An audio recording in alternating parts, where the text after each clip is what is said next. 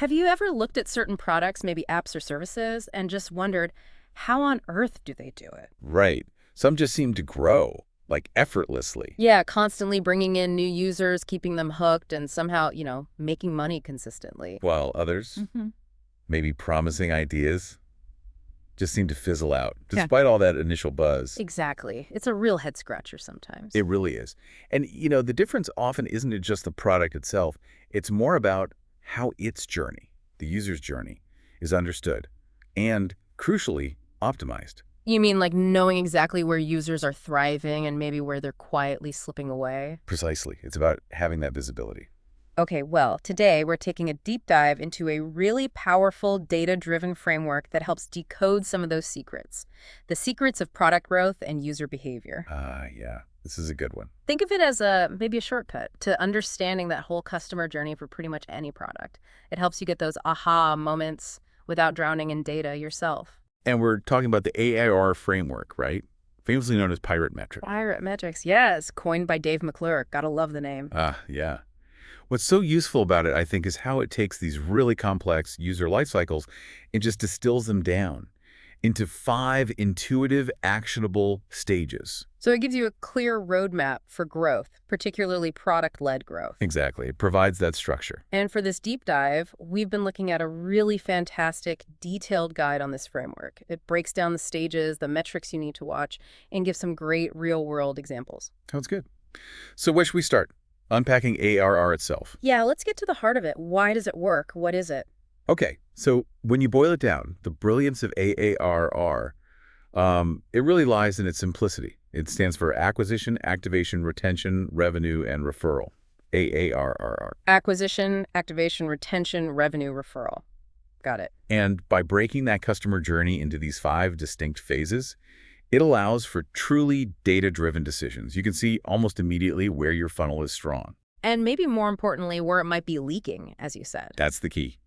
Identifying those leaks. Okay, but isn't it incredibly tempting for product teams, especially early on, to just obsess over that first A, acquisition? Oh, absolutely. It's a classic trap. Thinking, if we just get more users in the door, everything else will sort itself out, even if the funnel's basically a sieve. That's it, exactly. And look, the real power of AR isn't just listing the stages. It's about using it for, well, brutally honest self-diagnosis. How so? Well, if you're acquiring users like crazy, but they're dropping off right after signing up at activation, then pouring more money into ads, it's literally just throwing resources down the drain. Right. ARR forces you to see where the biggest leaks are before you just try to pour more water in the top. Precisely. You fix the bucket before you fill it. Okay, so let's start there then. The first A, acquisition. This is all about how users find you, right? That very first point of contact. Yep. When potential customers become aware of your product, maybe see an ad, hear about it, and decide, okay, I'll check this out, getting people in the door. So to really nail this stage, what questions should you be asking? Well, the big ones are, where are your users actually coming from? Which channels are performing best, not just volume, but quality users? Quality meaning users who stick around. Exactly. And crucially, what's your cost per acquisition? Your CPA. Ah, CPA.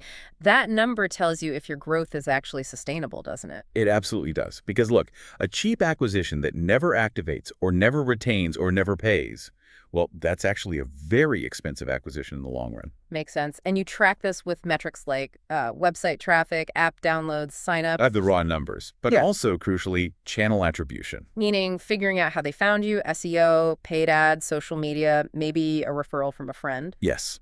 Knowing the source is fundamental. For example, think about someone discovering, say, a new productivity app. Maybe they saw it featured in the App Store. Then maybe later, they saw a targeted ad on Instagram, clicked it, downloaded the app, and signed up. That whole sequence. From seeing it to signing up. That's acquisition. That's Yes. them stepping onto your pathway. Okay, so you've acquired them, they're in the door, but that's just the beginning, right? Just the very start. The next hurdle, and you could argue it's the most crucial early one, is the second A, activation. Yes. And this isn't just about someone signing up. That's often mistaken. It's more than just creating an account. Much more. It's about them having that genuine wow moment, experiencing the core value of your product and experiencing it early. That aha moment people talk about when they suddenly get it, like, oh, yes, This is actually useful for me. That's the one. Yeah. And the key questions here revolve around speed and value. Yeah. How quickly can a new user get to that moment? Time to value. Exactly. Are they completing onboarding? Are they performing those key first actions that unlock why your product exists? And why is that speed so important? Because a tiny improvement in activation, getting people to that aha moment faster or more reliably, it has this compounding effect down the entire funnel. So better activation means better retention, maybe more revenue, more referrals. Absolutely. It multiplies everything, often far more efficiently than just trying to double your ad spend back at the acquisition stage. So metrics here would be things like time to value TTV. Yep. How long does it take? Also, the percentage of users who actually complete onboarding don't just start it, but finish it. And maybe the percentage doing a key first action, like for a social app, posting something, or for a music app, saving a song. Precisely. That first meaningful interaction. Imagine someone signs up for a new social platform. In their very first session, they complete their profile, maybe follow a few suggested friends, and share their first post. Okay, yeah, that feels like a successful first visit. Right. That immediate value delivery, that's activation nailed, is getting them to actually use the thing and see why they downloaded it, not just look around. All right, so they're acquired, they're activated, they've had this, wow, now we hit the first R, retention. And our source really emphasizes this one. Often, this is the most critical metric for long-term success. More critical than acquisition. Often, yes. Yeah. Because retention is the ultimate proof of product market fit. It shows whether users keep coming back after that initial experience. Do they find ongoing value? So the questions here are users returning after day 1, day 7, day 30? Those cohorts are important. Super important. And what keeps them coming back?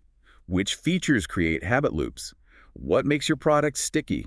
Because fixing retention, even slightly, can have huge downstream effects. Massive. Think about the compounding effect. Plus, it's nearly always cheaper, much cheaper to keep an existing user than to constantly find and acquire a new one. So metrics-wise, we're looking at the classics.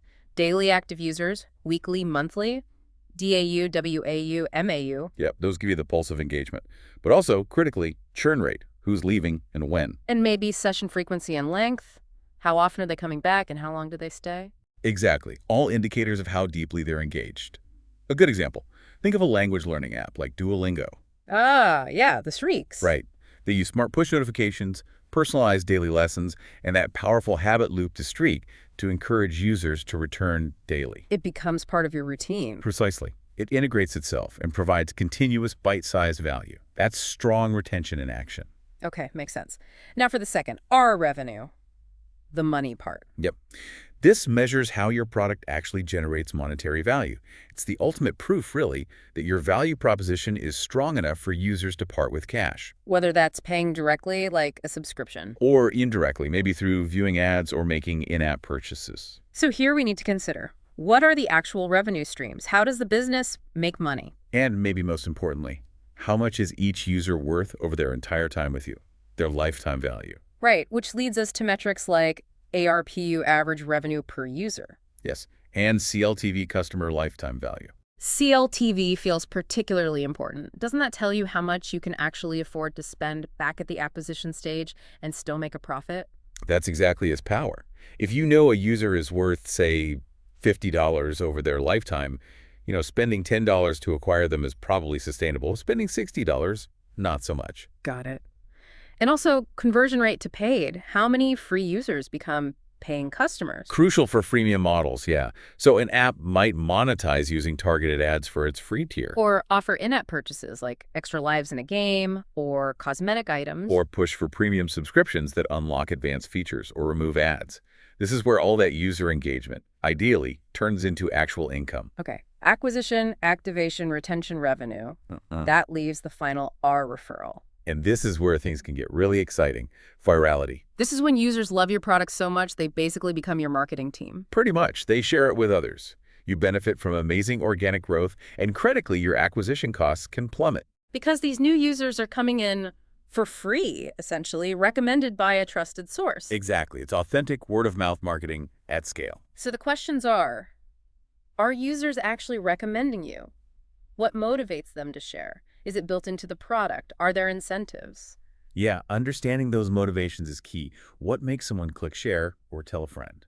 And metrics. Net Promoter Score, NPS, seems like a big one here. Definitely. NPS gives you that high-level sense of loyalty and willingness to recommend. But also more direct things like the actual referral rate, sometimes called K-factor or R0. Yes, measuring how many new users each existing user brings in, and even just tracking the raw number of invites sent per user. So an example might be like Dropbox early on, giving free storage for referrals. Classic example. Users invited friends via referral links to get more space for themselves. Win-win. Or maybe a social fitness app where you can tag friends in your completed workouts. That shares it on their feed. Right.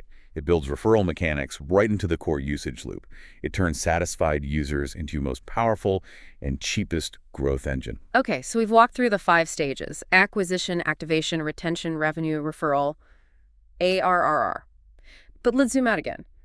Why is this simple framework so, well, effective for so many different businesses? I think if we connect this back, its real power comes from its simplicity combined with its diagnostic focus. Meaning, It takes this incredible, messy, complex thing, the customer funnel, and just boils it down to 5 understandable, actionable stages. which helps teams prioritize instead of trying to fix everything at once. Exactly. It shines a spotlight on where you should focus your resources to get the biggest bang for your buck. Yeah. It stops you from just guessing or following the latest trend. And it seems incredibly versatile. Our source mentioned it applies to basically any product type: SaaS, e-commerce, mobile apps. Yeah, the principles are universal. And another big plus, it encourages, almost forces, cross-functional collaboration. Well, product, marketing, sales, even support, they can all align around these shared AR metrics. Everyone understands the goal is to improve this specific stage of the customer journey. It breaks down silos. Okay, so how do you actually use it day to day to drive growth, putting it into practice? Right. The first step is really using it as that diagnostic tool we mentioned. You need to map your current metrics, your current performance, onto each ARR stage. Get a baseline, see where you stand today. Exactly. Be honest about the numbers. And that process immediately helps you spot the bottlenecks, those leaks we talked about. It should, yeah. For instance, if you see tons of signups, acquisition, but your day 7 retention is terrible, your focus clearly needs to shift. It's not an acquisition problem right now. It's an activation or retention problem. Right. Or maybe both. Precisely. Or maybe you retain users, well, they keep coming back, but very few ever convert to paying customers. Revenue. Then you know your monetization strategy needs a serious rethink. Right. You've identified the bottleneck.